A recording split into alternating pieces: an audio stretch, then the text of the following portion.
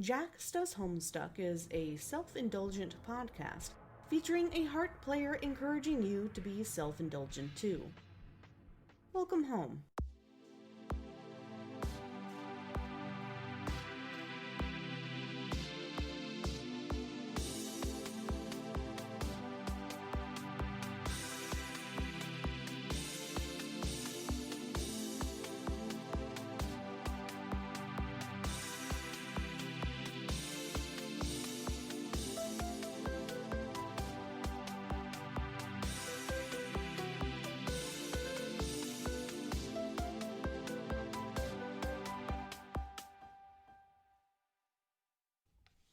Hey, welcome back to Jax Does Homestuck. Today we'll be talking about Equius and Terezi's PesterQuest routes.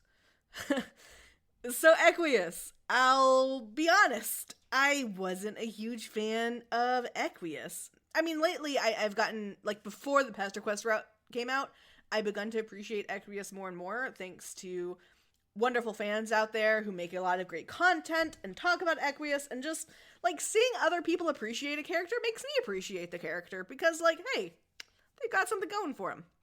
I mean, not in all cases, but in a lot of them, especially with Homestuck characters. But yeah, at first I really didn't want to see that fucker on any goddamn page, but I've started liking Equius a lot more. And this route really helped with that. Like, I really like the point of view that we got about Equius in this route. And I think, I mean, I'm not on Twitter. I can only, most of the people I'm talking to about Equius' route already liked Equius. But I get the feeling that it's helping other people appreciate Equius more as well, which is what we want. Like, that's what we want from these PesterQuest routes, is to gain a deeper appreciation of the character, even if they're still not your favorite. So I really like it. I think this was a really well-written route, and yeah, I like what it's done. So what I like about what we explored with Equius is how he's so unsure of what he's supposed to do. Like, he doesn't know how to just figure out what he wants and then do it. So he clings on to what's expected of him by society in order to define himself and figure out how to behave. He has his own exceptions, his own loopholes in the system, and he exploits those to allow himself to feel and behave how he actually wants when he does know what he wants. But overall, he relies heavily on what society says. It really throws him for a loop when you show up because he doesn't know your blood color. He doesn't really know what you are in general. And so he ends up both yelling at you and apologizing and demanding things from you until he eventually settles on the fact that, oh, you go around making friends? Fine. You do this friendship thing. I'm going to sit back. You take the lead. I command you. So that's classic Equius, though. And I think this aspect of Equius and his route actually verbalizes things a lot of us feel or felt, especially as young teens, even if we didn't realize it at the time. I know I at least had a hard time finding the script everyone else seemed to have memorized, and struggled to define myself based on the expectations presented to me. Little did I know a lot of that had to do with me being super fucking queer, but I digress. Point is, I really appreciated this insight to Equius' character. The writer did a really great job with him, and it's clear that the writer appreciated him. Also, we got another taste of canon is what you want, but even though it comes so quickly after the last very obvious in-your-face canon is what you want it to be and it isn't real and do what you want, I think this was done really, really well. So, reader tries to go back and see how Equius broke his horn, but since this was never stated in the first 7 acts of Homestuck, instead of giving us an explanation, we're thrust into this weird tri-dimensional state where we see 3 distinct possibilities of how it could have went down, with the implication being that more possibilities existed. Equius' past is undefined and full of multiple possibilities, and it's up for us to decide what we want, what we think went down, how we headcanon it. I feel this was more subtle and felt more in line with typical Pester Quest and Friendsim shenanigans, so I really enjoyed it. Even if, again, I was a little teensy put off just because we had a lot of that in the last route. It was also pointed out that this whole different ways that Equius broke his horn thing may have been a reference to some Paradox Space comics where every time Equius showed up, he'd break his horn in a completely different way. Not sure how intentional that was, but either way, it was great. So on to Terezi. So I love Terezi. I love how Terezi was written. It was very much the Goblin core we wanted. She is our beloved gross murder lawyer, and it's great. I do have a few nitpicks with it, but overall, I have to say I love this route. So, speaking of nitpicks, I wasn't a fan of the first bad ending. I know that we now have trigger warnings for routes, as of the last set of routes, but sometimes, okay, I'll be honest, with these, I haven't super looked into the trigger warnings, but based on stuff I remember seeing in them, whenever I kind of glance through them from last route, and based on how they seem to be treated in the epilogues, not to say that What Pumpkin doesn't take trigger warnings seriously at all. I would never say that. They do have legitimate trigger warnings in there. But they also put stuff in there that's just not quite as serious. And I just don't want to read it. One, because I don't want to be spoiled on things because What Pumpkin wanted to make a joke in trigger warnings. And two, I don't know. I don't like looking at trigger warnings unless it's 100% serious. And yeah, so I'm just kind of off-put of the trigger warnings in this. But after this route, I think I need to start paying them more attention. Thankfully, for me and my specific situation, my trigger is highly specific and it's a fairly common trigger. So I rarely have to deal with it without it being very, very obvious that it's coming up. But this bad end, I know it's not the first time we've unwittingly caused the death of a character, but this was just shocking, I guess. That end card was a lot to take in. I don't necessarily think this was objectively bad, just that I personally could have definitely done without it. I do think it was neat that we pulled Terezi into T-Pose Man's domain, and that she was familiar with similar areas from her dreams. I don't know if that's a reference to something in Homestuck I've forgotten about, because there's a lot about Homestuck I've forgotten about, because it's fucking long, and sometimes little things are thrown in there. But if it's not, or even if it is, I hope that's something that we explore in future Pester Quests.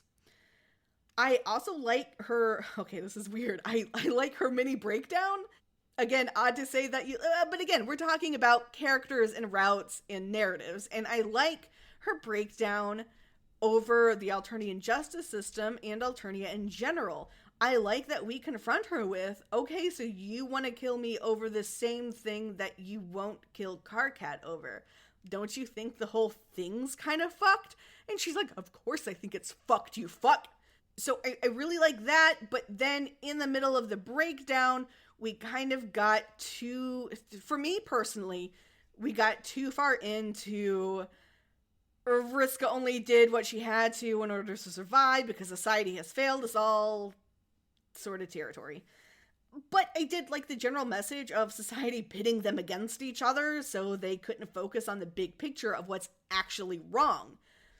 Because if that ain't a fucking mood, take a look around. I'm gonna get back to the Vriska bit in a bit. But let's move on to Terezi's second bad end, which involves Gamzee. And I do like it as a bad end. Maybe it's just refreshing after the first bad end was horrifying. But because, like, I mean, society sucks. Let's chill out with some clown asshole and get high.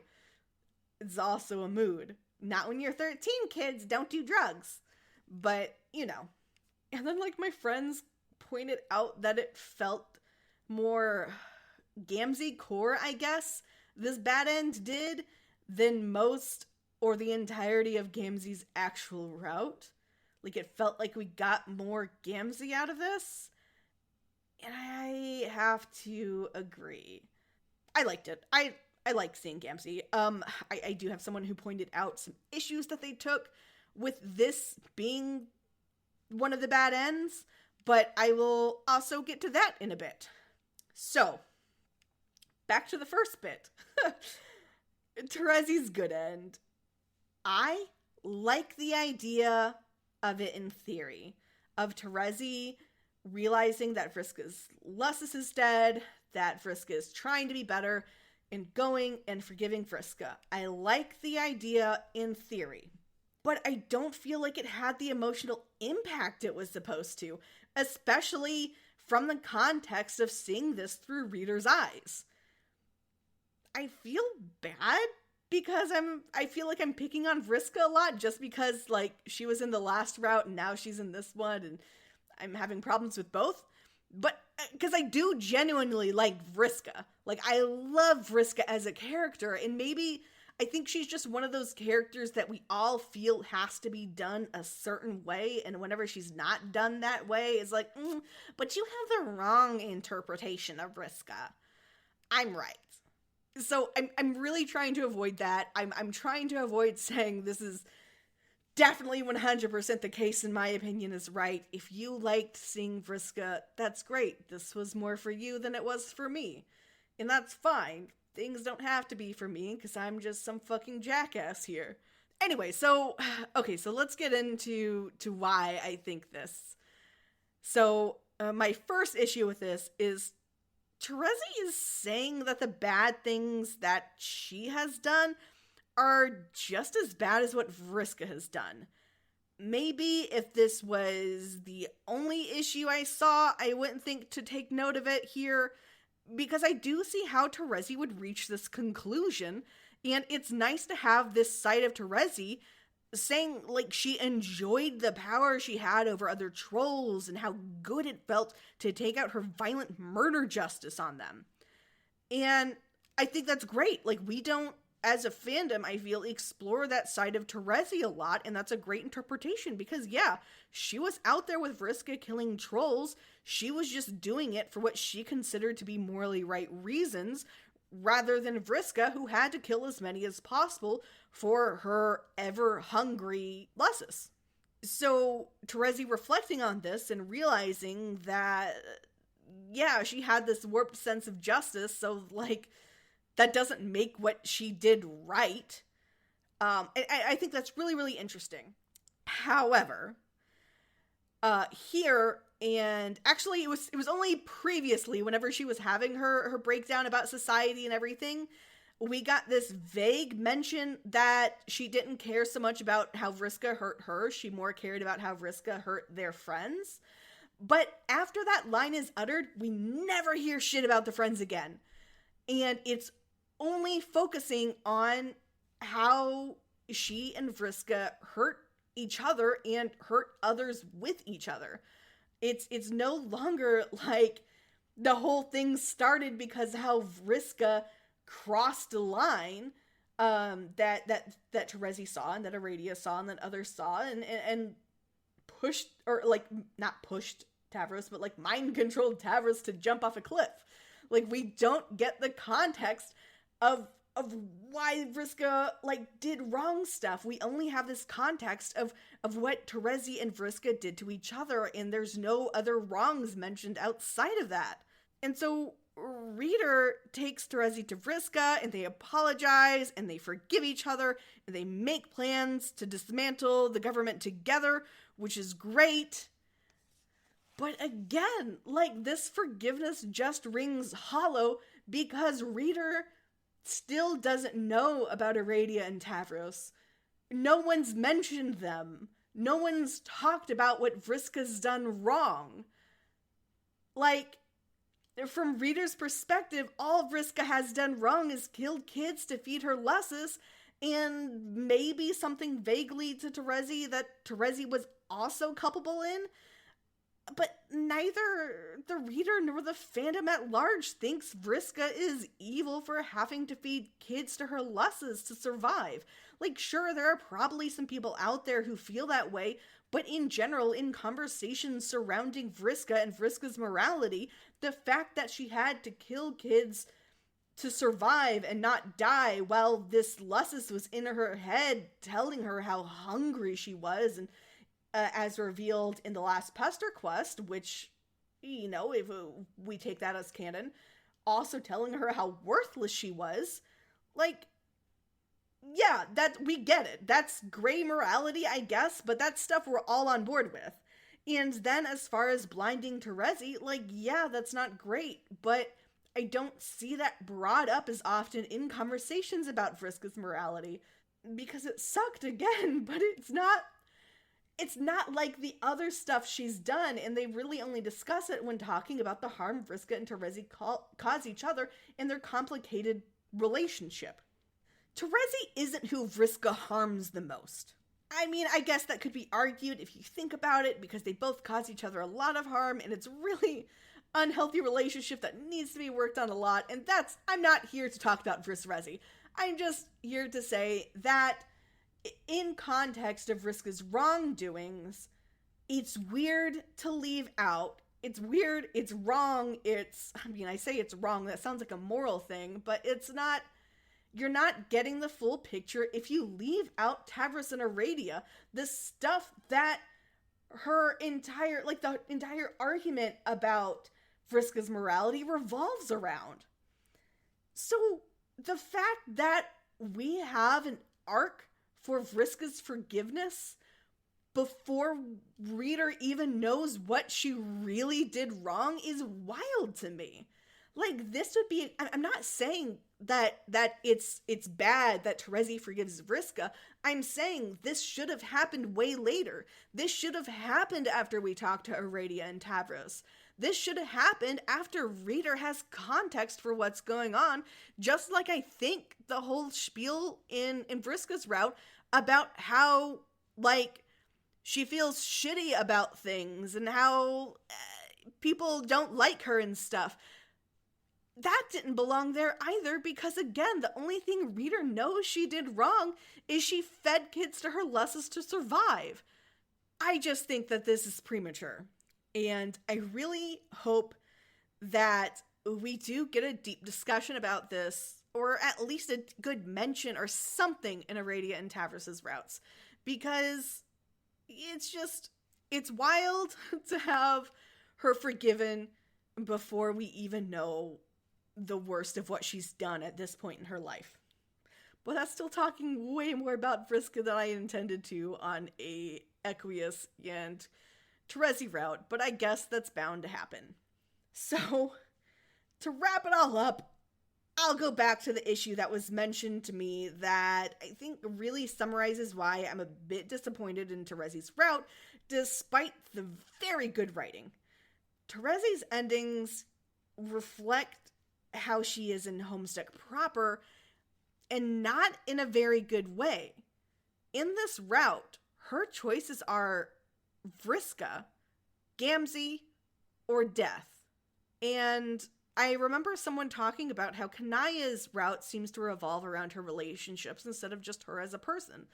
And that's kind of similar here. We're just going back to the same patterns she had in Homestuck proper, where she died and she, in a worse state, got high with Gamzee, and that was horrible. And in her best state, which is still not great, is her relationship with Vriska is the focus. And I love this Rezi as much as the next person, and while Pester Quest Vriska is written with much more openness and self-reflection than Retcon Vriska from Homestuck proper, it still feels very limiting for Terezi's character that, despite everything, those are still her three options. But again, I overall really, really liked both of these routes, and Equius' route was really nice, especially after Gamzee's, and it kind of renews my hope for Eridan's route.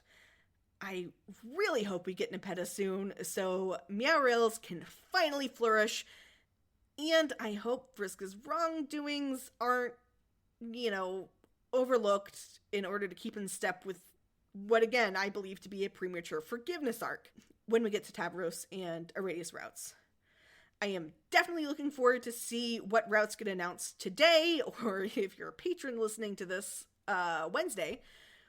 Also, next week is my last week of my break month, so I have stuff coming up. I can't wait to tell you some of the exciting stuff, and yeah, so look forward to that, and I will see you guys next week. This podcast's theme is Dirty Dirt Kinney and was created by Dommy, who could be found on SoundCloud as Domino Thief. The art for the podcast was done by Abby, who you can find on Twitter at SpaceArby's. Unless it wasn't. Shout out to my patrons, Kansas Just Got Gayer and Jacob King. To become a patron and get episodes up to 5 days early along with other benefits, go to patreon.com/sociallyanxiousdragon and sign up for as little as $1 a month. You can find links to that and more in the episode's description, on the podcast's Twitter, JaxDoesHS, or on JaxDoesHomestuck.com. Please remember to rate this podcast on iTunes and share with your friends. Thanks for listening, and don't forget to be a little selfish.